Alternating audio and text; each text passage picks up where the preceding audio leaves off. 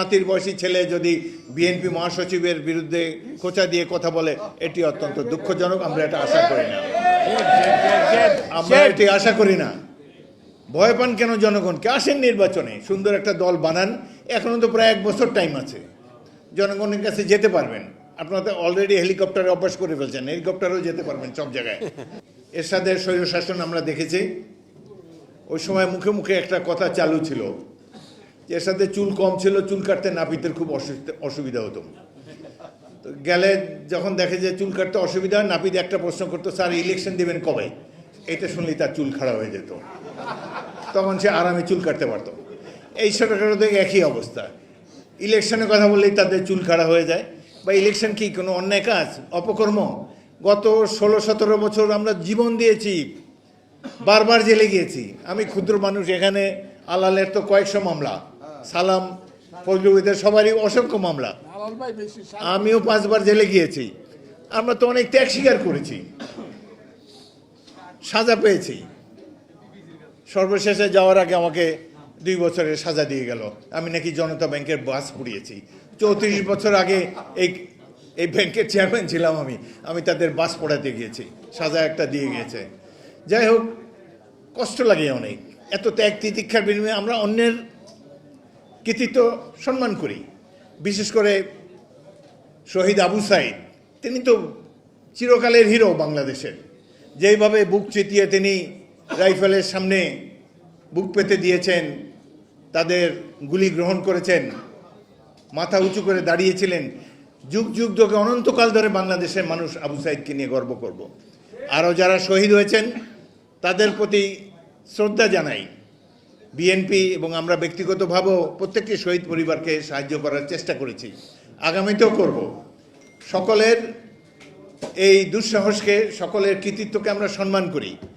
কিন্তু বিএনপি সম্পর্কে যখন এই 17 বছর সংগ্রাম করার পর পরশ্রী কাতরতা থেকে উদ্ভূত ক্রিটিসিজম শুনতে পাই, তখন মনটা কষ্ট লাগে। বিশেষ করে যারা বয়সে এত কম।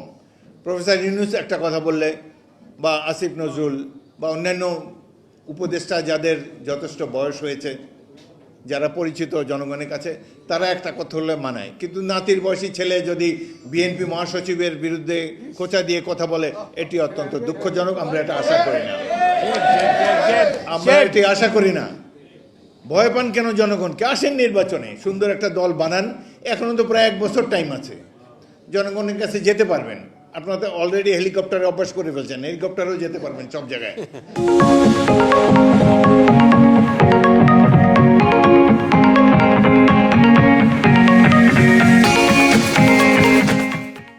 তো যান, ঘুরে ঘুরে আসেন, জনগণকে বলেন যে আপনারা এই দেশকে স্বাধীন করেছেন।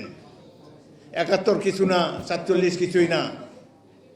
আরে ভাই, 71 তো দেখেন না? 71 সালে কিভাবে গ্রামে গঞ্জ থেকে পঙ্গপালের মতো ধরে যশোর ক্যান্টনমেন্টে 8 ঘন্টা যুদ্ধের পর যখন বেরিয়েছি, ভেবেছিলাম যে বাংলাদেশে আমি একাই বোধহয় বিদ্রোহ করেছি। জানতাম না বাস্তব পরিস্থিতি। বাইরে আসার পর পাশে একটা গ্রাম ছিল খিতিবদিয়া, সেখানে যাওয়ার পর দেখি হাজার হাজার ছাত্র যুবক লাঠি, দা, খন্তা, কুড়াল ইত্যাদি নিয়ে দাঁড়িয়ে আছে। বলে, স্যার অস্ত্র দেন, যুদ্ধ করব। এদের মধ্যে থেকে 500 ছাত্রকে আমি ভর্তি করেছিলাম আমার ব্যাটালিয়নে, যার 100 জীবন দিয়েছে রণাঙ্গনে। আমি নিজেও যুদ্ধে আহত হয়েছিলাম। সেই মহাসংগ্রাম আপনারা দেখেননি, কল্পনাও করতে পারবেন না। খালি ভীতু বাঙালিদেরকে দেখে আপনারা অভ্যস্ত হয়েছেন, বীরশ্রেষ্ঠদেরকে দেখেন নেই, 71-এর লড়াকু তরুণদেরকে দেখেন নাই। এই দেশে আমরা যুদ্ধ করে স্বাধীন করেছি, ভারত স্বাধীন করে নাই। ভারতের অংশগ্রহণ না হলেও আমরা দেশ স্বাধীন হতাম। এখন সীমান্তে আমার প্রতিবেশী দেশ আবার গন্ডগোল শুরু করেছে। তাদের পছন্দের নেত্রী বিদায় হয়েছে, তাদেরও গাত্র জ্বালা শুরু হয়েছে। বাংলাদেশে মানুষের ফসল কেটে নিয়ে যান, আম গাছ কেটে নিয়ে যান, নানাভাবে গুলি করে সীমান্তে প্রতিদিন মানুষ হত্যা করেন। আমরা নীরবে অবলোকন করছি। ভুলে যাবেন না, এই দেশটা যুদ্ধ করে আমরা 71 সালে স্বাধীন করেছি। প্রয়োজন হয় আবারও ইনশাআল্লাহ আমরা যুদ্ধের ময়দানে। একবার 27 বছর বয়সে যুদ্ধ করেছি, এখন 81 বছর বয়সে আবারও অস্ত্র ধারণ করব সকল অন্যায় এবং অবিচারের বিরুদ্ধে।